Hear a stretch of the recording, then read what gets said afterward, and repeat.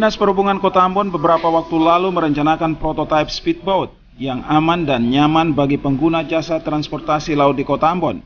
Pertimbangannya speedboat yang beroperasi di Teluk Ambon saat ini dipandang sudah tidak layak atau memadai untuk melayani masyarakat, utamanya dari segi keselamatan dan kenyamanan.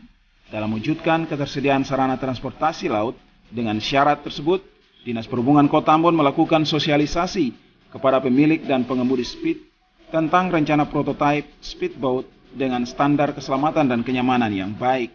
Namun sampai hari ini di Subkota Ambon belum dapat menyediakan sarana transportasi laut dengan kriteria aman dan nyaman bagi warga masyarakat Kota Ambon. Menanggapi hal itu, anggota Komisi 3 DPRD Kota Ambon Yusuf Wali menilai Dinas Perhubungan belum serius dalam menata sarana transportasi laut di kota ini.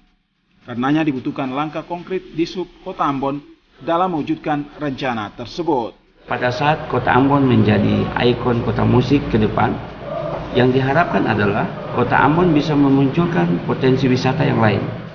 Salah satunya adalah potensi wisata speedboat yang ada di Teluk Ambon yang harus dikembangkan. Sehingga ke depan pun speedboat ini harus dibuat sedetail mungkin dengan prototipe yang baik dan nyaman, yang harus mempunyai perencanaan tersendiri oleh Dinas Perhubungan Kota Ambon.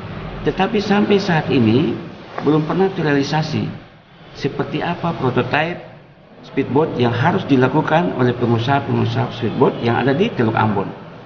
Jika ini sudah ada dan langkah konkretnya ada, berarti itu ternyata ada keseriusan dari Dinas Perhubungan Kota Ambon.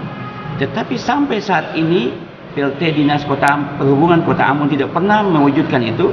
Berarti penilaian kami di DPR bahwa tidak ada keseriusan dari Dinas Perhubungan Kota Ambon di dalam pembuatan prototipe speedboat yang beroperasi di perairan Teluk Ambon.